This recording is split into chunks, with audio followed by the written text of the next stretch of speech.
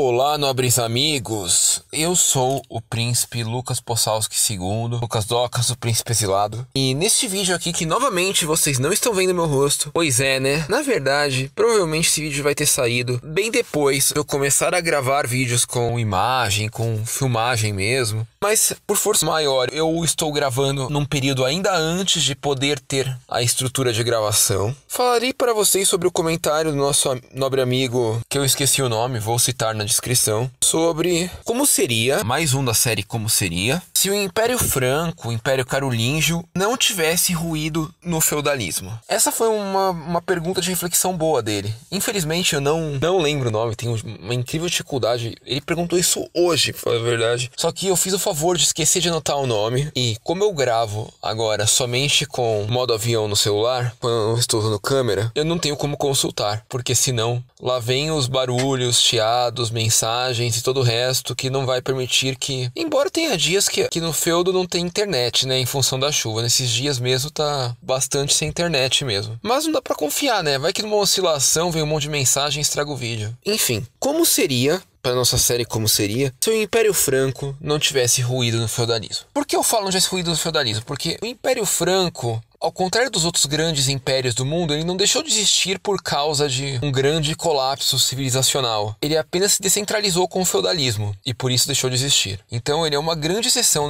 dentro dos grandes impérios do mundo que não ruiu num colapso civilizacional. E sim, o Império Franco foi o império de Carlos Magno, na verdade de Carlos Martel, que foi o avô de Carlos Magno que fundou esse império. Na verdade não, o império já existia desde antes, mas quem consolidou a força do Império Franco foi Carlos Martel. Foi o avô de Carlos Magno.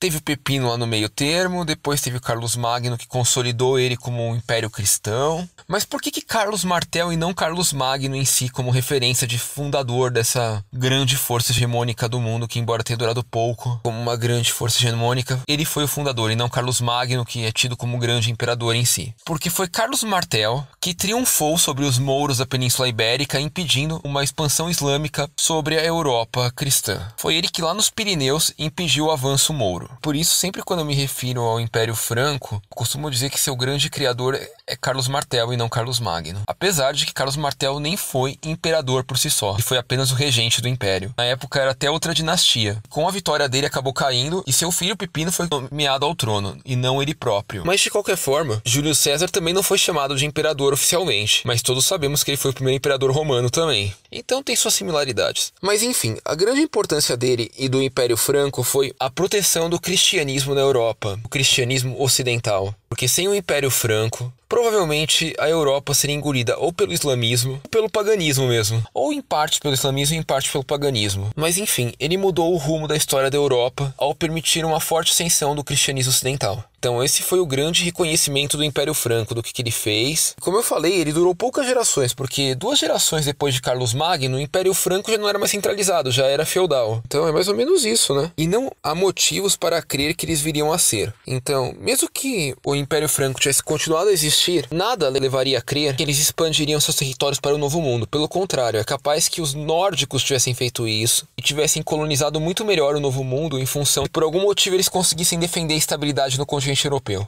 Essa seria a primeira coisa, se não tivessem ruídos. Segunda coisa seria que eles seriam um pouco mais do que a França hoje de território. Talvez a França, um pouquinho da Espanha ali perto de Barcelona, na Catalunha, metade ocidental da Alemanha, Suíça, partes da Itália, mas não muito mais que isso. Porque novamente, o Império Franco não era um império de doutrina expansionista de território. Eles eram um império de doutrinas de alianças, o que significaria que eles fortaleceriam outros reinos aliados a eles em outros territórios, mas que não seriam anexados diretamente ao território deles. Meio que até por isso que surgiu o feudalismo depois, né? Porque eles não tinham uma doutrina expansionista, uma doutrina centralizadora. Então, isso seria uma consequência direta. Seria pouco mais do que a França hoje. De fato, dominariam umas partes ali mais para os Alpes, ali para a Alemanha também, mas territorialmente falando, não seria muito maior do que já é a França hoje. Porém, uma coisa é certa que iria acontecer. Se o Império Franco não tivesse ruído, não teria surgido o Sacro Império. E sem Sacro Império, significaria sem a Alemanha. Por que sem a Alemanha? Porque os reininhos germânicos do centro da Europa não iam conseguir força para se unirem, motivos para se unirem como uma coisa só. Por consequência, podemos prever também que haveriam reinos eslavos mais fortes, uma vez que haveria um vazio de poder no centro da Europa, né? Já que o Império Franco é um pouco mais para o ocidente, reinos da Polônia, por exemplo, poderiam crescer com muito mais força, sem interferência. Isso se é que eles não receberiam a aliança do Império Franco, né? Por defenderem valores próximos. Uma outra característica que podemos citar também, se o Império Franco não tivesse ruído, seria não haveria uma Inglaterra unificada. Eu sei que durante as crônicas saxônicas ali, naquela história que bem baseada na realidade mesmo, quanto ao aspecto de formação da Inglaterra, é citado que foi forjada por Alfredo e por seus filhos, e netos e assim. Porém, a Inglaterra só passou a ser Reino Unido, a englobar Gales, Escócia, Irlanda, porque o Guilherme da Normandia, descendente do Rolo, tomou a Inglaterra. Se ele não tivesse invadido, a Inglaterra poderia até ser unificada como Inglaterra, mas Gales ainda ia ser Gales, Cornualha ainda ia ser Cornualha, Escócia ainda ia ser Escócia, Irlanda ainda ia ser Irlanda. O que deu anexação ali, de fato, foi haver um invasor normando, oriundo da Franquia, um grande duque lá da Normandia. Se não fosse ele, não teria acontecido essa unificação. Então, sim, isso seria uma consequência muito clara também, caso não tivesse ruído por nenhum motivo. Mas respondendo, não seria um império que viria das Américas até as fronteiras da Polônia, assim, ou da Rússia, como o nosso cara inscrito disse. Felizmente, acredito que não,